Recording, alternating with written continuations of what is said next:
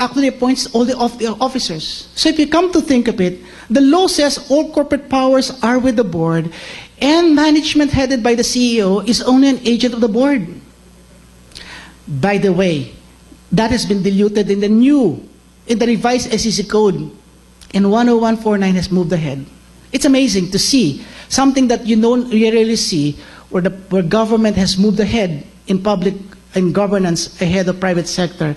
Because now it is clear, it says, in spite of what is provided for in the charters of GOCCs, even if they're chartered, the CEO can only be elected by the board of directors from among themselves. Usually in many chartered GOCCs, the president is so key that he gets to be appointed by the president himself of the republic. And then after having been appointed by the president, he becomes an ex-official member of the board. For example, vice chairman. Today, that's all lost. And therefore, you have a group of appointees by the president who cannot control their president, because he says, my mandate comes from the president himself. I will rule this GOCC the way I want to, and then he takes all of the officers. So there's a dichotomy between the board. Today, the regime has changed for GOCCs, because it is clear that all corporate powers and all is on the shoulder of the board. And the CEO is elected from among themselves.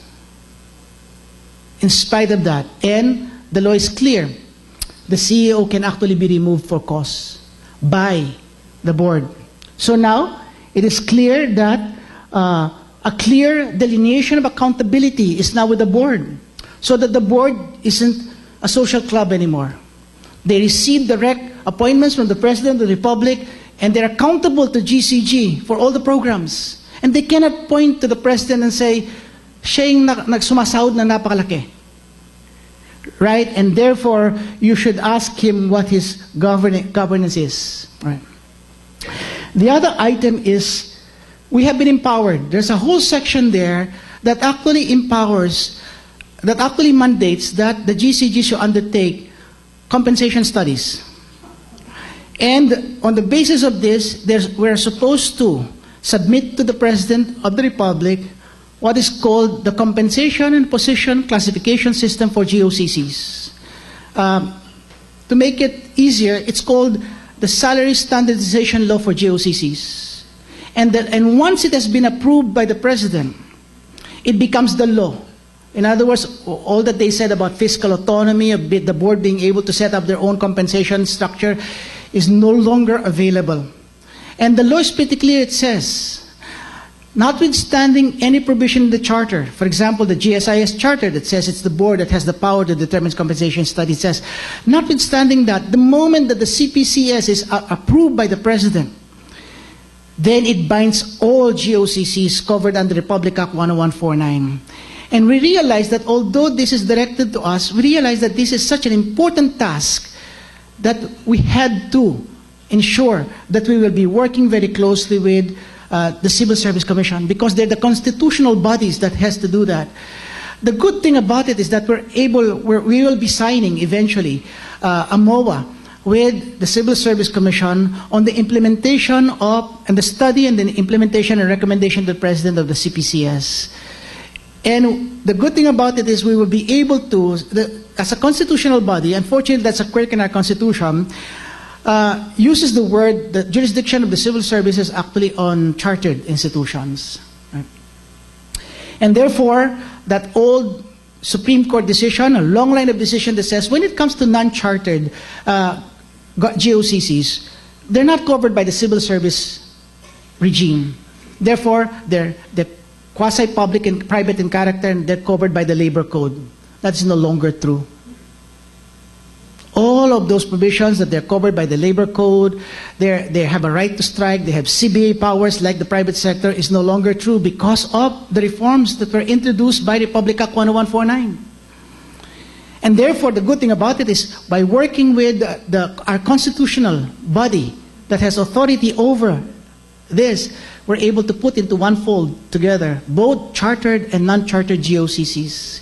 And our hope is that we move it to a private sector setting equal pay with equal work. For those of you who have looked at Executive Order number 7 and 24, where it is the wish of this current administration that the compensation and rewards policies are consistent with, they move closer to private sector, and things like that will happen, right? And now, the Commission is also in the same interagency as Chairman Bill and Bill Luz and Chairman Duken. They actually had a performance-based bonus required, and because of our mandate, we're supposed to do a same performance-based bonus for the GOC sector. We adopted one that was closer to private sector based on incentives, and actually didn't pass interagency. Because one of the political issues that has to be resolved is this: if the performance-based incentive for 2012 for the national government employees is limited to a cap of about 40, and then we adopt one that's closer to private sector, to which many of the GOCCs are familiar with, which is higher than that, then you will have a whole revolt. And therefore, that is the great challenge that is before us, Chairman Duque.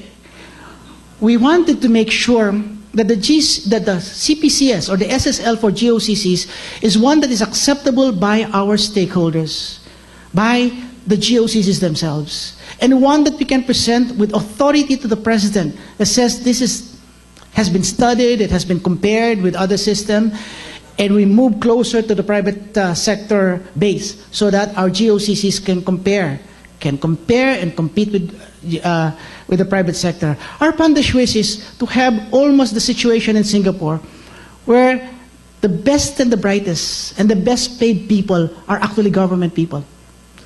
If we can move this, then the time will come when they'll say, if you're bright, if you're a Filipino, gifted by God with so much talent, and you love this country, and you want to live a life that's well worth it, then you join a GOCC, because there you get well compensated, you get to deal with the best and the brightest.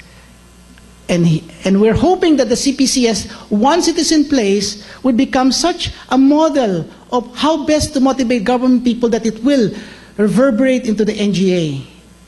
But that takes some doing, as we've seen in the PBB. In other words, if it is too private sector, too good to be true, even if private sector says it's correct, then it might not sell, right? Then we have to temper what we present to the President for his approval sometime in. We hope that it would be available by November of next year, right? So that's quite a revolution that we would have to make, and quite a management of information expectations that we have to resolve. Okay. And as I said, we have awesome powers. We can say that the GOCC has no longer a meaning in life, so we will merge it with others. There's another thing that has that is mandated today. If there was a proliferation of GOCCs, it cannot happen anymore. It will take time for us to be able to change the culture, but it's not going to get worse. Because the law is pretty clear, and we have coordinated this with the SEC, no more GOCC, non-chartered GOCC, can ever come into existence without having gone through us. It says the SEC is without power to approve the registration and incorporation of a GOCC unless it receives an endorsement from the Commission that the President approves of that. So now when they come to us, some of the supervising agency, and they want to put up a GOCC, we do a rigorous study, feasibility study, to justify why we should recommend to the President of the Republic that he should endorse this. That's the whole revolution. It's not going to get worse. It just is going to get better. All right. And pursuant thereto, pursuant to the mandates that are found in the law, we have actually promulgated in the end bank of the Commission 3 organic documents that are going to be signed by the President into legal application. First, we have the Ownership and Operations Manual for GOCCs. Then we have the Code of Corporate Governance for GOCCs. And the one that the COA is so happy with, the Fit and Proper Rule. In other words, from here on, when the Fit and Proper Rule are signed into law, so to effectivity, and people come to us and say, ito yung mga bata ko, we can always say, without being personal, pasensya na po. Tinitignan namin to, hindi siya nasa fit and proper rule. He does not comply with the fit and proper rule, and therefore there's nothing personal. We don't deny the recommendation personally because the fit and proper rule says only the best and the brightest. And those who have competence will come in. All right. What's the ownership and operations manual? It is almost equivalent to a Bill of Rights for GOCCs and their governing boards. It spells out clearly the relationship between the state as the owner thereof, represented by the supervising agency and the GCG, and each of the GOCCs, so that it becomes a roadmap by which the governing boards of every GOCC can pursue, in a very professional way, the manner by which they will meet their mission and vision. And when they're being asked to do this, they refer to do this or that, they refer to the manual itself.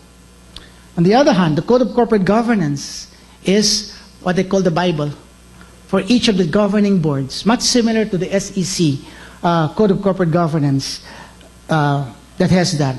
And it spells out many things, including one important aspect.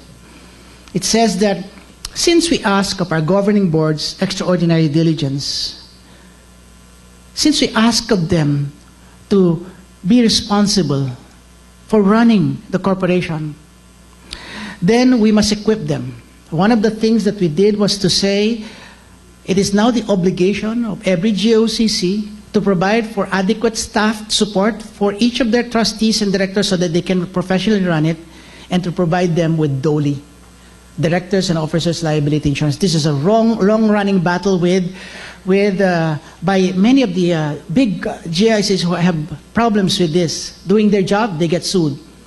I think that's the gift that all public officers have. When you do your job well, you get sued, right? And therefore, they need to be protected by this. And it's one of the bases by which GOCCs are able to do that. And then we have the fit and proper rule. We did not invent this. We've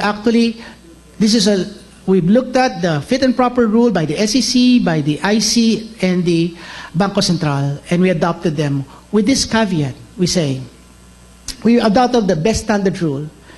Once you get appointed into a GOCC, for example, in a GFI, just because we are covered by the fit and proper rule, it doesn't mean that you're safe already. It means if the BSP, the SEC, the IC provides for a greater standard than what we provide, you're bound to comply with that standard.